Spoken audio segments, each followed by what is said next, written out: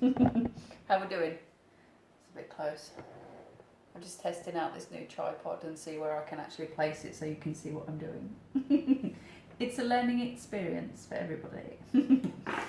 Right, okay, so I thought I would talk a little bit more about food and some insight into the transfer of energy into your food. So, sorry, I'm just trying to sort out my garlic. You know when you cook for people, or when you have had your meal prepared for you, the person that's actually preparing the food always says things like, I don't feel hungry now, or I've been trying little bits as I've eaten, or they generally just don't eat as much as the person that's waiting for their food. And there's a few reasons why that happens, or why I think that happens. And generally, when you're cooking for a few people, you will have a glass of wine, you will be, you'd have some music on, you'd be relaxed. I'm just observing the people that I've watched over the years when they're generally cooking for other people. They tend to choose things that they're really good at cooking, and that they enjoy cooking and that goes well and they don't have to worry about it, and they know that it's going to be a fulfilling experience. They don't want to be stressed out or worried when they're cooking for people, especially guests, and they want something that's going to turn out right. So like if we have these things in our mindset when we're preparing food for others, then why don't we have this in our everyday occurrence when we're making food for ourselves? Because what I find from speaking to a lot of people who are trying to lose weight or trying to better themselves with nutrition, it becomes such a stressful experience when they're cooking food, when they're picking food, and it becomes the least fun experience and therefore becomes extremely stressful. Now, if you're in a stressed out state when you're preparing food, when you're buying food, then you're already starting off on a bad foot.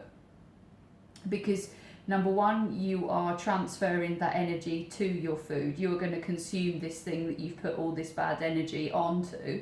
And also that your stressed out state will not accept that food in a way that would be balanced and in a way that is good for yourself and that transfer of energy. I.e., if you are stressed out, then you are putting your body into a fight or flight, fawning. Basically, you're telling your digestive system to completely shut down. So that could be the reason why you're overeating once you've prepared yourself food and you'll finish a pan of food. Or the fact that you get to your food and or you're looking at the freezer and deciding that you don't want anything to eat at all. Becoming stressed out over what you're consuming will have the complete opposite effect of what you're actually wanting. Now, so being in a relaxed state when you're preparing your food is obviously number one thing that I would like to point out that would be a good thing for you. And also being around foods that are raw and that you're preparing them yourself gives your body time to experience them. So I like to buy my fruit and veg and my food so that I prepare it. I don't buy anything that's bagged, I don't buy anything that's cut or prepared in any way. I like it to have the skin on, and I like to my cooking experience starts at the shop, at the market, when I am sensing the food that I'm buying. I smell it, I touch it, I examine it, I look at it. All my senses are heightened when I buy my food. I always end up having to eat something whilst I'm there, because obviously it sets off all my receptors and makes me want to eat. I generally buy a banana to eat on the way home, or I go and get myself a lovely pretzel. Barnsley Market's pretty amazing, by the way, go have a look. But this also happens when we decide that we are hungry and that we want to eat. So the whole process of preparing your food actually gives you these same sensor switch-ons. So we're touching, we're smelling, we're experiencing, we're looking, we're enjoying the food before we've got anywhere near actually putting it in our faces. Now, if you're seeing this as a pain in the arse and that it's boring, or that you don't want to do it, or it's not quick enough, or basically any bad energy that you're putting on this part of the cooking process, this kind of energy goes into the food. Now, I know this all sounds a bit bonkers, but it's completely true. We do this to other people when we exchange energy. If we can put our bad mood on other people, and in the same way we can do it with food, we can do it with anything around us. Everything is energy. So if we're consuming this and we're putting loads of bad energy on it, this bad energy goes back into us. So it's like a double whammy. So I'm just talking about my little Brussels sprout. I love my Brussels sprout. Completely lost all train of thought. This is where my mind goes. I'm such a child. What can I come back to? Yeah, so being in a relaxed state when we are preparing the food and enjoying the experience leads to a better form of consumption, because the food ends up being much more nutritious to us, and we will end up eating less because we are more fulfilled about the experience that we are having. And that is a really big key part to eating well. It's not just what you're actually eating, it's how you're consuming. So how do you feel in the moment? How do you feel when you are preparing the food? If you are generally wanting to do the food faster and you're rushing the experience, then it's going to have completely the opposite effect. If you take your time, put some music on, have a cup of tea and enjoy what you're doing, and you will learn more, you will experience more, and you will actually find that you enjoy the whole thing more. You will enjoy your food more. Not only will you, like at the moment, the sides of my tongue are literally vibrating and my mouth is filling with saliva, because my body knows, all my receptors are going crazy because they know that I'm about to eat this, what I'm preparing. My brain doesn't know that it's going to have to go in the oven first and it's going to get pissed off, so I'm going to have to probably drink another cup of tea to keep it in check. Because I am a snacker, so if I'm preparing a meal, generally I will eat as I'm going along. This leads to me being fuller when I actually get my meal. Contrary to belief, when you are snacking, you're not going to overeat if you're eating the right foods. If I picked a bag of crisps out of the cupboard and started eating them now, I would probably end up eating double what I'm actually eating. If I have some raw mushrooms as I'm going along and some raw Brussels sprouts and pick at different things that I'm cutting up, I'm not going to overeat. And drinking some nice jasmine tea, none of these are going to make me put on any weight, but I'm enjoying what I'm doing. I'm not restricting what I'm eating in any way. When I prepare my food as well, I don't really measure in any way. I don't use any measuring scales. I don't use teaspoons. I don't use anything like that. It's all done by eye. I generally, if I am thinking about portion sizes, which I never really do, I I would use my hand, what fits in my hand, because realistically, if you think about how big your stomach is, and a lot of people don't actually understand this, your stomach in a resting state is the size of your fist. So in one serving of food, that is all that you really need to put your stomach into a stretched state. So like this amount of food that you could fit in your hand would expand your stomach. So if you're thinking about saying when you're full, that's how much food would make you full. So if you think about our portion sizes, we are always overeating, because it's not just in your stomach, it's in all the spaces. Your stomach will start processing that food, and obviously it takes up a little bit more space. But when we actually say that we're full, when the message goes to our brain saying that we're full, it's when our stomach starts to expand.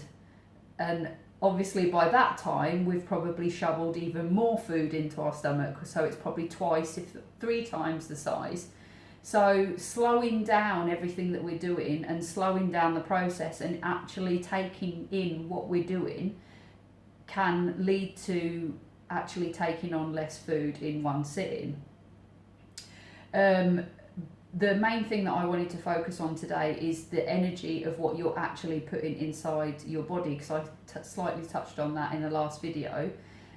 When generally, from speaking to people with eating disorders and fussy eaters of all different types, generally it's in the limiting of the food groups that becomes the most stressful part of the cooking, because you're narrowing down the amount of food groups that you're actually allowed to eat, which limits your creativity when you're cooking.